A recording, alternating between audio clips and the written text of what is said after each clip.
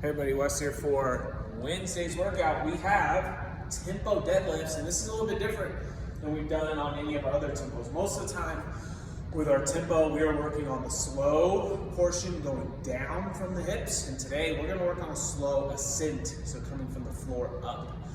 So the tempo that's going to look like is from the floor, we're going to have 3 seconds up. And we can think about having a smooth transition, but thinking about some points where we hit on each second. If I think about it, one Mississippi being below the knee, making sure that as I got to that point, my torso angle didn't change. I then get past the knee, and then I stand all the way up to the hips. That could be my 1, 2, 3. We're gonna have 1 second at the top. We'll have 1 second back down, and then basically a second or no seconds as we get back down to the bottom, but then we come back into that 3 seconds up. Okay, so we're gonna have 3 sets of 6 on this. I want to show that torso angle and that what we can focus on the ascent coming up as we go. So if we're down at the ground and we're thinking about our 3 seconds up, I'm going to show it segmented first, but then for the strength, I want you to make it more of a smooth transition with your 3 seconds. So we might practice this segmented, but then we'll make it smooth. So if I'm going 1 to just below the knee, my torso angle did not change from the ground. So you'll see out here, I pulled to below the knee, it's the same. Then as I get above the knee to Mississippi, I start to open up, but I'm still over my midline and over my shoelaces with the bar. And 3, I stand all the way up, squeeze the glutes, but I'm not overextending back. To go back down, slightly elevated hinge, we're going back to the ground, normal tempo, come back, 1, 2, 3. That's gonna be our goal, is to make sure that as we come up, this will help us slow that down so that we're not yanking the weight off the ground. And a lot of times if we start to yank that weight off the ground, that's when our low back will pop up, or our butt will pop up, and then we'll do some weird back mechanics to be able to get that bar up. This should help you really plant your feet into the ground, drive through those heels, and have a good solid deadlift coming up. So 3 sets of 6 on the tempo. You can definitely build on this throughout. For the workout, we have 6 rounds.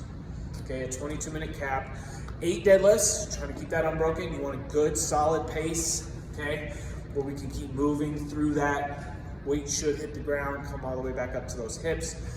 16 American swings, and then 25 or 20 calories on the bike, okay? Try to keep consistent RPMs on your bike when you get on there. So if you haven't been paying attention to what your pace is, it's a lot like when we're on the rower, looking at our pace per 500 meters, or if we're on the skier, or even sometimes when we're on the run. I know we come back in and we're looking at our times. You want to start thinking about, are you putting out a consistent effort on these, and then trying to improve it over time. So don't just get on mindlessly onto that bike. Let's try to get some consistency in ourselves. Real quick on our American swings, when we swing overhead, I want that when we get overhead to think just like we do with the bar, where we push our head back through that window. We should see that happen with this swing. And then you have a couple options when you swing back down. You could either do a straight arm, but keep your body nice and straight, or you sort of pull it in front of your body and then flip it back down in between the legs. So I'm gonna show both. First, I'm going with a wider swing and an arc over, but I'm pushing my head through that window and then coming back down.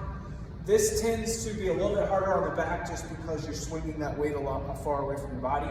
The other way to do this is to pull in front of you, flip back down. Okay, so keeping this weight closer can help when we're going overhead.